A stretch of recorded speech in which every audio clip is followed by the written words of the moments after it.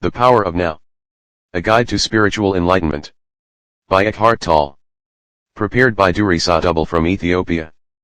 Please subscribe the Ethiopian Engineering Academy YouTube channel. If you have question, contact me by Telegram. Thanks for subscribing. Part 11. Chapter 10. The Meaning of Surrender. Acceptance of the now. You mentioned surrender a few times. I don't like that idea. It sounds somewhat fatalistic. If we always accept the way things are, we are not going to make any effort to improve them. It seems to me what progress is all about, both in our personal lives and collectively, is not to accept the limitations of the present but to strive to go beyond them and create something better. If we hadn't done this, we would still be living in caves. How do you reconcile surrender with changing things and getting things done? To some people, surrender may have negative connotations, implying defeat, giving up, failing to rise to the challenges of life, becoming lethargic, and so on. True surrender, however, is something entirely different.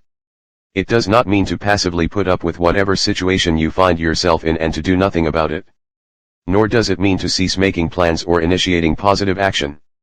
Surrender is the simple but profound wisdom of yielding to rather than opposing the flow of life. The only place where you can experience the flow of life is the now, so to surrender is to accept the present moment unconditionally and without reservation. It is to relinquish inner resistance to what is. Inner resistance is to say no to what is, through mental judgment and emotional negativity. It becomes particularly pronounced when things go wrong, which means that there is a gap between the demands or rigid expectations of your mind and what is. That is the pain gap. If you have lived long enough, you will know that things go wrong quite often. It is precisely at those times that surrender needs to be practiced if you want to eliminate pain and sorrow from your life. Acceptance of what is immediately frees you from mind identification and thus reconnects you with being. Resistance is the mind. Surrender is a purely inner phenomenon. It does not mean that on the outer level you cannot take action and change the situation. In fact, it is not the overall situation that you need to accept when you surrender, but just the tiny segment called the now. For example, if you were stuck in the mud somewhere, you wouldn't say, "Okay, I resign myself to being stuck in the mud." Resignation is not surrender. You don't need to accept an undesirable or unpleasant life situation. Nor do you need to deceive yourself and say that there is nothing wrong with being stuck in the mud. No. You recognize fully that you want to get out of it. You then narrow your attention down to the present moment without mentally labeling it in any way. This means that there is no judgment of the now. Therefore, there is no resistance, no emotional negativity. You accept the isness of this moment. Then you take action and do all that you can to get out of the mud. Such action I call positive action. It is far more effective than negative action, which arises out of anger, despair, or frustration. Until you achieve the desired result, you continue to practice surrender by refraining from labeling the now. Let me give you a visual analogy to illustrate the point I am making. You are walking along a path at night, surrounded by a thick fog. But you have a powerful flashlight that cuts through the fog and creates a narrow, clear space in front of you. The fog is your life situation, which includes past and future. The flashlight is your conscious presence, the clear space is the now. Non-surrender hardens your psychological form, the shell of the ego, and so creates a strong sense of separateness. The world around you and people in particular come to be perceived as threatening. The unconscious compulsion to destroy others through judgment arises, as does the need to compete and dominate. Even nature becomes your enemy and your perceptions and interpretations are governed by fear. The mental disease that we call paranoia is only a slightly more acute form of this normal but dysfunctional state of consciousness. Not only your psychological form but also your physical form, your body, becomes hard and rigid through resistance. Tension arises in different parts of the body, and the body as a whole contracts. The free flow of life energy through the body, which is essential for its healthy functioning, is greatly restricted. Bodywork and certain forms of physical therapy can be helpful in restoring this flow, but unless you practice surrender in your everyday life, those things can only give temporary symptom relief since the cause, the resistance pattern, has not been dissolved. There is something within you that remains unaffected by the transient circumstances that make up your life situation, and only through surrender do you have access to it. It is your life, your very being, which exists eternally in the timeless realm of the present. Finding this life is the one thing that is needed that Jesus talked about. If you find your life situation unsatisfactory or even intolerable, it is only by surrendering first that you can break the unconscious resistance pattern that perpetuates that situation. Surrender is perfectly compatible with taking action, initiating change, or achieving goals. But in the surrendered state, a totally different energy, a different quality, flows into your doing. Surrender reconnects you with the source energy of being, and if your doing is infused with being, it becomes a joyful celebration of life energy that takes you more deeply into the now. Through non-resistance, the quality of your consciousness and, therefore, the quality of whatever you are doing or creating is enhanced immeasurably. The results will then look after themselves and reflect that quality. We could call this surrendered action. It is not work as we have known it for thousands of years.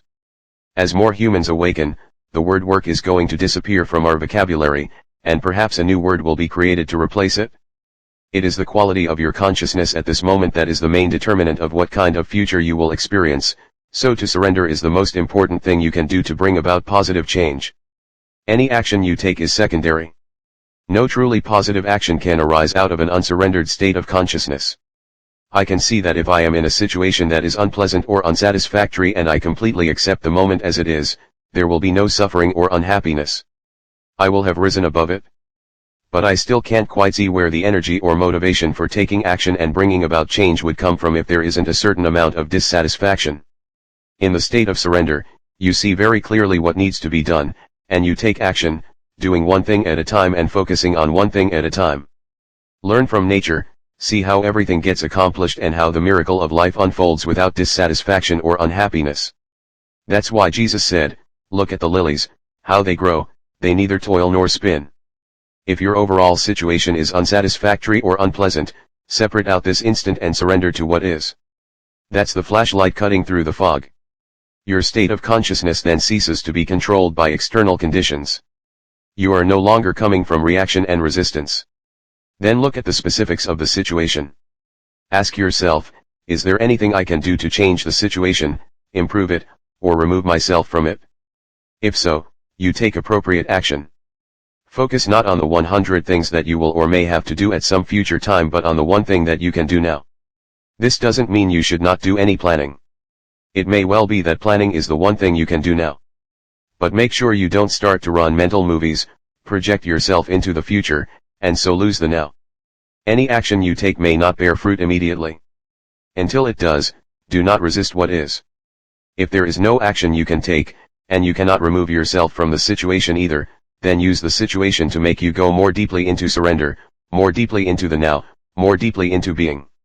When you enter this timeless dimension of the present, change often comes about in strange ways without the need for a great deal of doing on your part. Life becomes helpful and cooperative. If inner factors such as fear, guilt, or inertia prevented you from taking action, they will dissolve in the light of your conscious presence. Do not confuse surrender with an attitude of "I can't be bothered anymore" or "I just don't care anymore." If you look at it closely, you will find that such an attitude is tainted with negativity in the form of hidden resentment and so is not surrender at all but masked resistance. As you surrender, direct your attention inward to check if there is any trace of resistance left inside you. Be very alert when you do so, otherwise, a pocket of resistance may continue to hide in some dark corner in the form of a thought or an unacknowledged emotion. From mind energy to spiritual energy, letting go of resistance is easier said than done. I still don't see clearly how to let go. If you say it is by surrendering, the question remains, how? Start by acknowledging that there is resistance. Be there when it happens, when the resistance arises. Observe how your mind creates it, how it labels the situation, yourself, or others. Look at the thought process involved. Feel the energy of the emotion. By witnessing the resistance, you will see that it serves no purpose. By focusing all your attention on the now, the unconscious resistance is made conscious, and that is the end of it. You cannot be conscious and unhappy, conscious and in negativity. Negativity, unhappiness, or suffering in whatever form means that there is resistance, and resistance is always unconscious. Surely I can be conscious of my unhappy feelings. Would you choose unhappiness? If you did not choose it, how did it arise? What is its purpose? Who is keeping it alive? You say that you are conscious of your unhappy feelings, but the truth is that you are identified with them and keep the process alive through compulsive thinking. All that is unconscious. If you were conscious, that is to say totally present in the now, all negativity would dissolve almost instantly. It could not survive in your presence. It can only survive in your absence. Even the pain body cannot survive for long in your presence. You keep your unhappiness alive by giving it time. That is its lifeblood. Remove time through intense present moment awareness and it dies. But do you want it to die? Have you truly had enough? Who would you be without it?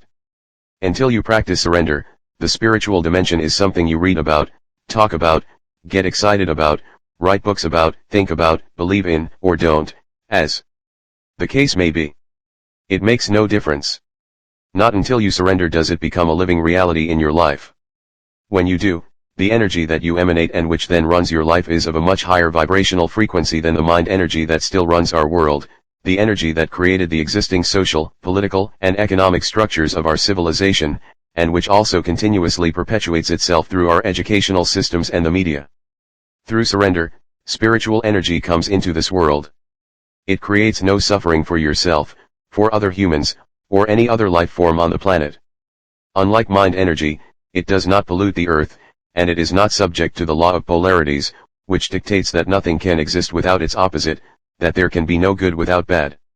Those who run on mind energy, which is still the vast majority of the earth's population, remain unaware of the existence of spiritual energy. It belongs to a different order of reality and will create a different world when a sufficient number of humans enter the surrendered state and so become totally free of negativity. If the earth is to survive, this will be the energy of those who inhabit it. Jesus referred to this energy when he made his famous prophetic statement in the Sermon on the Mount, "Blessed are the gentle, they shall have the earth for their possession." It is a silent but intense presence that dissolves the unconscious patterns of the mind. They may still remain active for a while, but they won't run your life anymore. The external conditions that were being resisted also tend to shift or dissolve quickly through surrender. It is a powerful transformer of situations and people. If conditions do not shift immediately, your acceptance of the now enables you to rise above them. Either way, you are free. Surrender in personal relationships. What about people who want to use me, manipulate or control me? Am I to surrender to them? They are cut off from being, so they unconsciously attempt to get energy and power from you. It is true that only an unconscious person will try to use or manipulate others, but it is equally true that only an unconscious person can be used and manipulated. If you resist or fight unconscious behavior in others, you become unconscious yourself. But surrender doesn't mean that you allow yourself to be used by unconscious people. Not at all.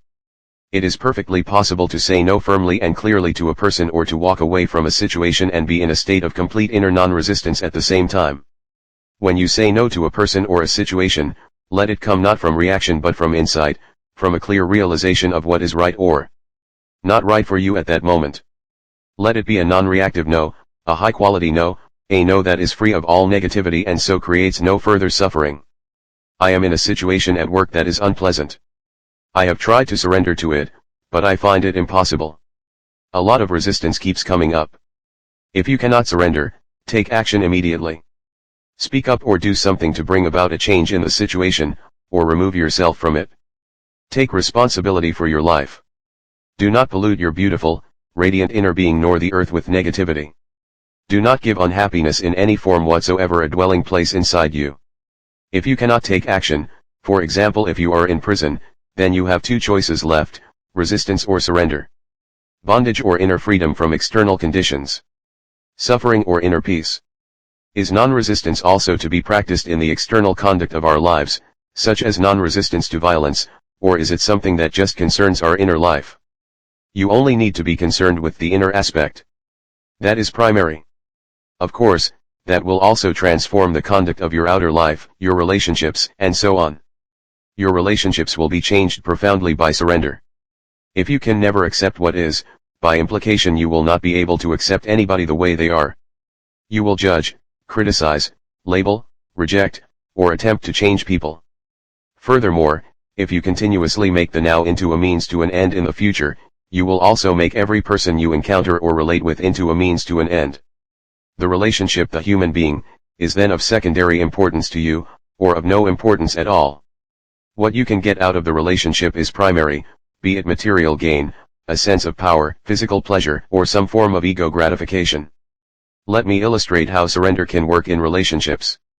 When you become involved in an argument or some conflict situation, perhaps with a partner or someone close to you, start by observing how defensive you become as your own position is attacked, or feel the force of your own aggression as you attack the other person's position. Observe the attachment to your views and opinions. Feel the mental emotional energy behind your need to be right and make the other person wrong. That's the energy of the ego mind. You make it conscious by acknowledging it, by feeling it as fully as possible. Then one day, in the middle of an argument, you will suddenly realize that you have a choice, and you may decide to drop your own reaction, just to see what happens. You surrender. I don't mean dropping the reaction. Just verbally by saying okay, you are right, with a look on your face that says, I am above all this childish unconsciousness. That's just displacing the resistance to another level, with the ego mind still in charge, claiming superiority. I am speaking of letting go of the entire mental emotional energy field inside you that was fighting for power. The ego is cunning, so you have to be very alert, very present, and totally honest with yourself to see whether you have truly relinquished your identification with a mental position and so freed yourself from your mind. If you suddenly feel very light, clear and deeply at peace, that is an unmistakable sign that you have truly surrendered. Then observe what happens to the other person's mental position as you no longer energize it through resistance. When identification with mental positions is out of the way, true communication begins. What about non-resistance in the face of violence, aggression, and the like? Non-resistance doesn't necessarily mean doing nothing. All it means is that any doing becomes non-reactive. Remember the deep wisdom underlying the practice of Eastern martial arts: don't resist the opponent's force. Yield to overcome. Having said that, doing nothing when you are in a state of intense presence is a very powerful transformer and healer of situations and people. In Taoism, there is a term called wu wei, which is usually translated as actionless activity or sitting quietly doing nothing. In ancient China, this was regarded as one of the highest achievements or virtues. It is radically different from inactivity in the ordinary state of consciousness, or rather unconsciousness, which stems from fear, inertia, or indecision. The real doing nothing implies inner non-resistance and intense alertness. On the other hand, if action is required, you will no longer react from your conditioned mind, but you will respond to the situation out of your conscious presence. In that state, your mind is free of concepts, including the concept of nonviolence. So who can predict what you will do? The ego believes that in your resistance lies your strength, whereas in truth resistance cuts you off from being the only place of true power. Resistance is weakness and fear masquerading as strength. What the ego sees as weakness is your being in its purity, innocence, and power. What it sees as strength is weakness. So the ego exists in a continuous resistance mode and plays counterfeit roles to cover up your weakness, which in truth is your power. Until there is surrender, unconscious role-playing constitutes a large part of human interaction. In surrender, you no longer need ego defenses and false masks. You become very simple, very real. That's dangerous, says the ego. You'll get hurt. You'll become vulnerable. What the ego doesn't know, of course, is that only through the letting go of resistance, through becoming vulnerable, can you discover your true and essential invulnerability. Transforming illness into enlightenment. If someone is seriously ill and completely accepts their condition and surrenders to the illness, would they not have given up their will to get back to health?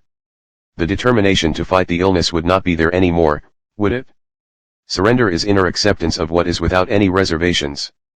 We are talking about your life, this instant, not the conditions or circumstances of your life, not what I call your life situation. We have spoken about this already. With regard to illness, this is what it means. Illness is part of your life situation. As such, it has a past and a future. Past and future form an uninterrupted continuum, unless the redeeming power of the now is activated through your conscious presence. As you know, underneath the various conditions that make up your life situation, which exists in time, there is something deeper, more essential, your life, your very being in the timeless now. As there are no problems in the now, there is no illness either. The belief in a label that someone attaches to your condition keeps the condition in place, empowers it, and makes a seemingly solid reality out of a temporary imbalance. It gives it not only reality and solidity but also a continuity in time that it did not have before. By focusing on this instant and refraining from labeling it mentally, illness is reduced to one or several of these factors: physical pain, weakness, discomfort, or disability. That is what you surrender to, now. You do not surrender to the idea of illness. Allow the suffering to force you into the present moment, into a state of intense conscious presence. Use it for enlightenment. Surrender does not transform what is, at least not directly. Surrender transforms you. When you are transformed, your whole world is transformed, because the world is only a reflection. We spoke about this earlier. If you looked in the mirror and did not like what you saw, you would have to be mad to attack the image in the mirror. That is precisely what you do when you are in a state of non-acceptance. And, of course, if you attack the image, it attacks you back. If you accept the image, no matter what it is, if you become friendly toward it, it cannot not become friendly toward you. This is how you change the world. Illness is not the problem. You are the problem, as long as the ego mind is in control. When you are ill or disabled, do not feel that you have failed in some way, do not feel guilty. Do not blame life for treating you unfairly, but do not blame yourself either. All that is resistance. If you have a major illness, use it for enlightenment. Anything bad that happens in your life, use it for enlightenment. Withdraw time from the illness. Do not give it any past or future. Let it force you into intense present moment awareness, and see what happens. Become an alchemist. Transmute base metal into gold, suffering into consciousness, disaster into enlightenment. Are you seriously ill and feeling angry now about what I have just said? Then that is a clear sign that the illness has become part of your sense of self and that you are now protecting your identity, as well as protecting the illness. The condition that is labeled illness has nothing to do with who you truly are. When disaster strikes as far as the still unconscious majority of the population is concerned, only a critical limit situation has the potential to crack the hard shell of the ego and force them into surrender and so into the awakened state. A limit situation arises when through some disaster, drastic upheaval, deep loss, or suffering your whole world is shattered and doesn't make sense anymore. It is an encounter with death, be it physical or psychological. The ego mind, the creator of this world, collapses. Out of the ashes of the old world, a new world can then come into being. There is no guarantee, of course, that even a limit situation will do it, but the potential is always there. Some people's resistance to what is even intensifies in such a situation, and so it becomes a descent into hell. In others, there may only be partial surrender, but even that will give them a certain depth and serenity that were not there before. Parts of the ego shell break off, and this allows small amounts of the radiance and peace that lie beyond the mind to shine through. Limit situations have produced many miracles. There have been murderers in death row waiting for execution who, in the last few hours of their lives, experienced the egoless state and the deep joy and peace that come with it. The inner resistance to the situation they found themselves in became so intense as to produce unbearable suffering, and there was nowhere to run and nothing to do to escape it, not even a mind-projected future. So they were forced into complete acceptance of the unacceptable. They were forced into surrender. In this way, they were able to enter the state of grace with which comes redemption, complete release from the past. Of course, it is not really the limit situation that makes room for the miracle of grace and redemption but the act of surrender. So whenever any kind of disaster strikes, or something goes seriously wrong, illness, disability, loss of home or fortune or of a socially defined identity, breakup of a close relationship, death or suffering of a loved one, or your own impending death, know that there is another side to it, that you are just one step away from something incredible, a complete alchemical transmutation of the base metal of pain and suffering into gold. That one step is called surrender. I do not mean to say that you will become happy in such a situation. You will not. But fear and pain will become transmuted into an inner peace and serenity that come from a very deep place, from the unmanifested itself. It is the peace of God, which passes all understanding. Compared to that, happiness is quite a shallow thing. With this radiant peace comes the realization, not on the level of mind but within the depth of your being, that you are indestructible, immortal. This is not a belief, it is absolute certainty that needs no external evidence or proof from some secondary source. Transforming suffering into peace. I read about a Stoic philosopher in ancient Greece who, when he was told that his son had died in an accident, replied, "I knew he was not immortal." Is that surrender? If it is, I don't want it. There are some situations in which surrender seems unnatural and inhuman. Being cut off from your feelings is not surrender. But we don't know what his inner state was when he said those words. In certain extreme situations, it may still be impossible for you to accept the now. But you always get a second chance at surrender. Your first chance is to surrender each moment to the reality of that moment. Knowing that what is cannot be undone, because it already is, you say yes to what is or accept what isn't. Then you do what you have to do, whatever the situation requires. If you abide in the state of acceptance, you create no more negativity, no more suffering, no more unhappiness. You then live in a state of non-resistance, a state of grace and lightness, free of struggle.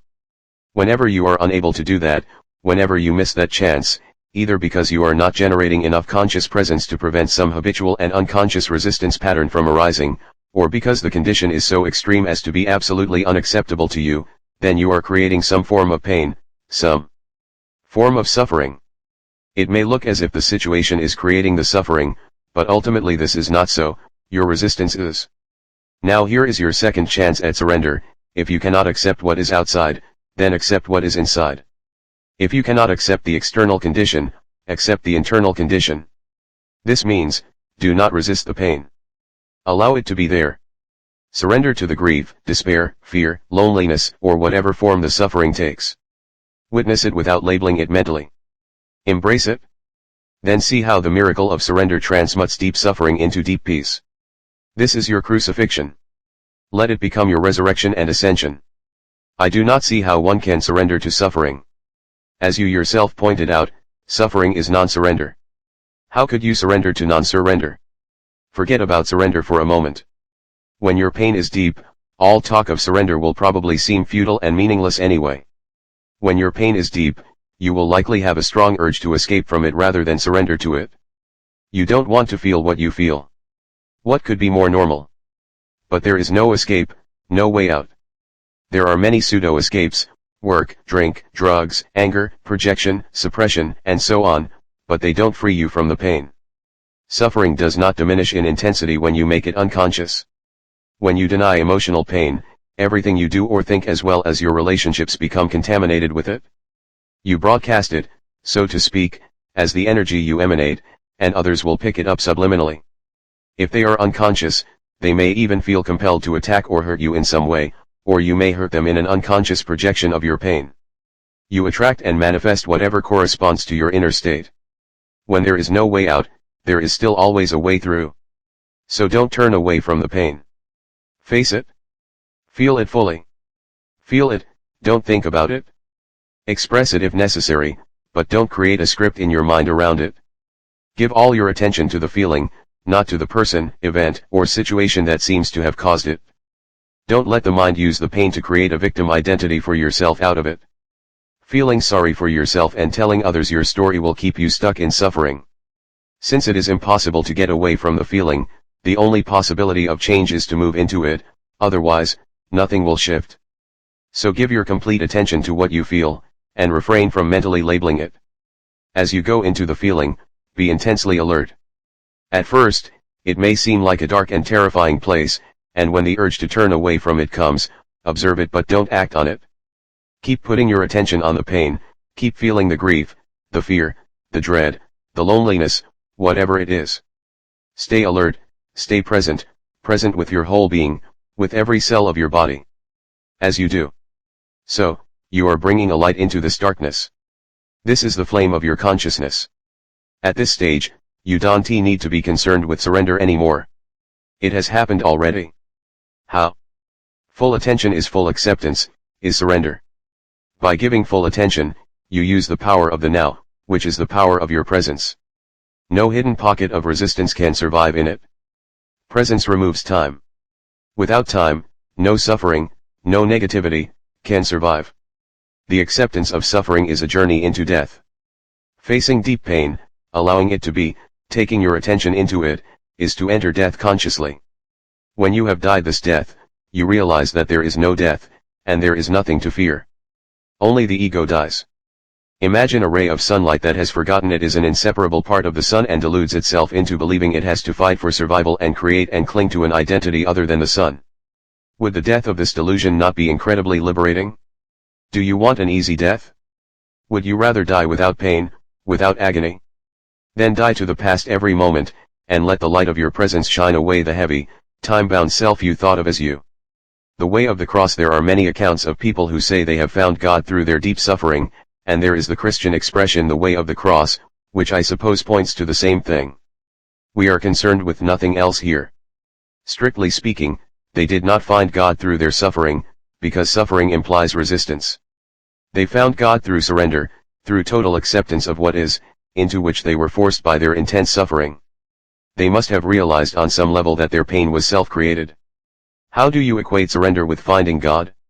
Since resistance is inseparable from the mind, relinquishment of resistance, surrender, is the end of the mind as your master, the impostor pretending to be you, the false God. All judgment and all negativity dissolve. The realm of being, which had been obscured by the mind, then opens up.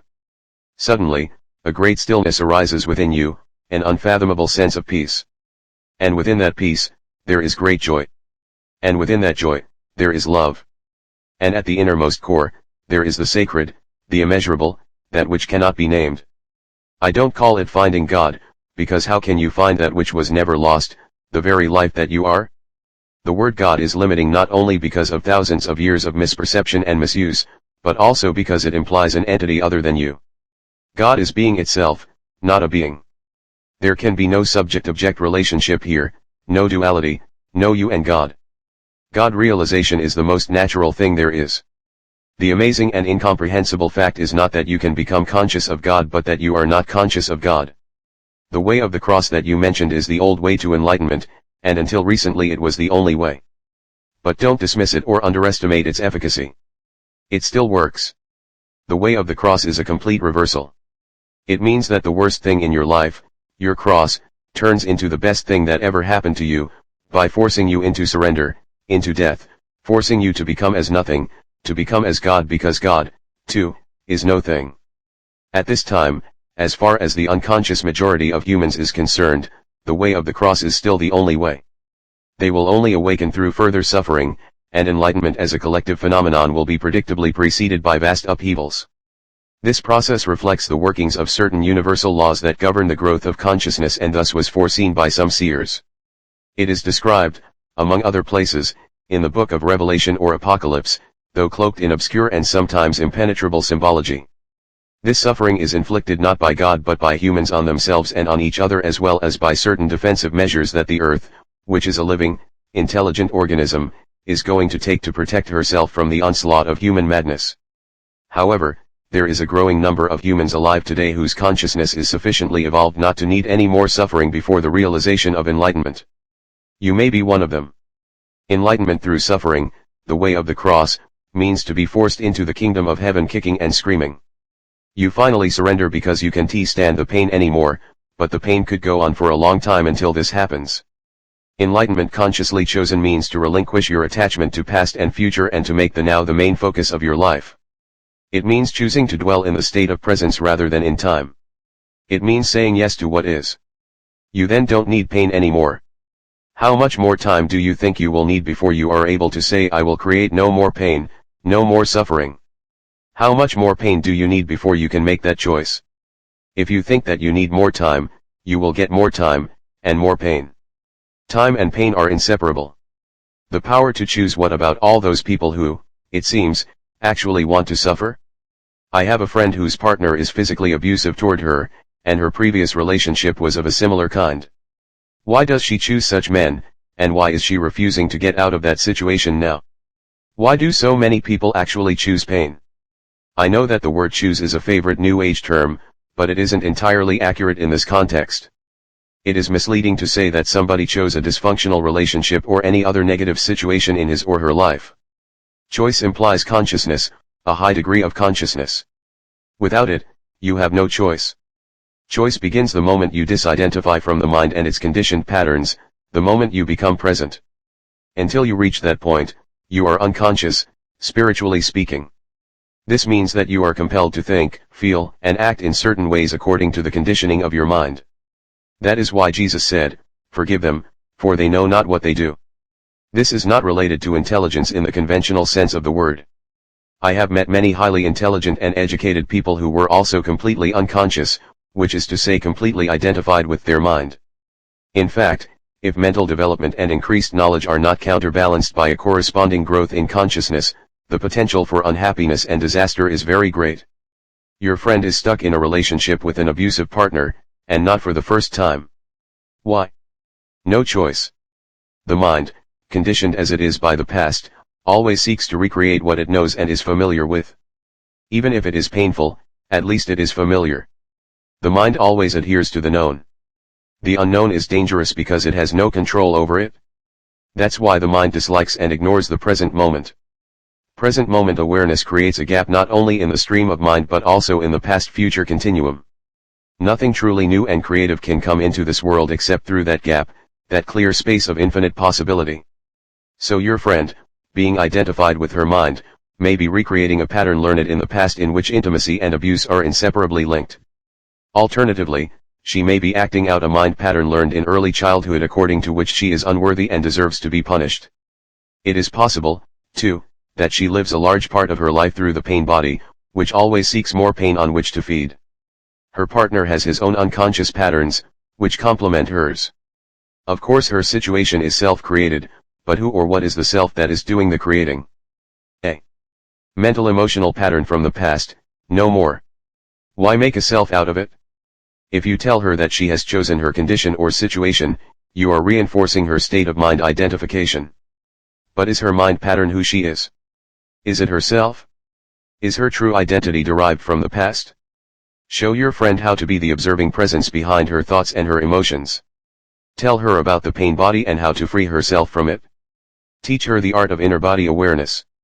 Demonstrate to her the meaning of presence. As soon as she is able to access the power of the now, and thereby break through her conditioned past, she will have a choice. Nobody chooses dysfunction, conflict, pain. Nobody chooses insanity. They happen because there is not enough presence in you to dissolve the past, not enough light to dispel the darkness. You are not fully here. You have not quite woken up yet. In the meantime, the conditioned mind is running your life. Similarly, if you are one of the many people who have an issue with their parents, if you still harbor resentment about something they did or did not do, then you still believe that they had a choice, that they could have acted differently. It always looks as if people had a choice, but that is an illusion. As long as your mind with its conditioned patterns runs your life, as long as you are your mind, what choice do you have? None. You are not even there. The mind-identified state is severely dysfunctional. It is a form of insanity. Almost everyone is suffering from this illness in varying degrees. The moment you realize this, there can be no more resentment. How can you resent someone's illness? The only appropriate response is compassion. So that means nobody is responsible for what they do? I don't like that idea. If you are run by your mind, although you have no choice, you will still suffer the consequences of your unconsciousness, and you will create further suffering. You will bear the burden of fear, conflict, problems, and pain. The suffering thus created will eventually force you out of your unconscious state. What you say about choice also applies to forgiveness, I suppose. You need to be fully conscious and surrender before you can forgive. Forgiveness is a term that has been in use for 2,000 years, but most people have a very limited view of what it means. You cannot truly forgive yourself or others as long as you derive your sense of self from the past. Only through accessing the power of the now, which is your own power, can there be true forgiveness. This renders the past powerless, and you realize deeply that nothing you ever did or that was ever done to you could touch even in the slightest the radiant essence of who you are. The whole concept of forgiveness then becomes unnecessary. And how do I get to that point of realization? When you surrender to what is and so become fully present, the past ceases to have any power. You do not need it anymore. Presence is the key. The now is the key. How will I know when I have surrendered? When you no longer need to ask the question,